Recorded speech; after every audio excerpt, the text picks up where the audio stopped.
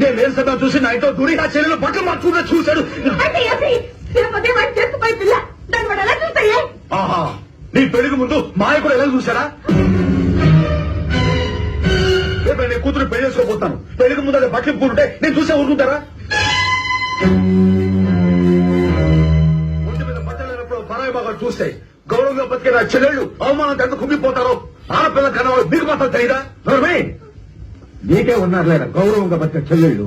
గడప దాటే వరకే రాని చెల్లెళ్ళు గడప దాటాక ఎవరెవరితో తిరుగుతున్నారో ఎక్కడ ఏ రంకు సాధిస్తున్నారో నువ్వు చూడొచ్చావా?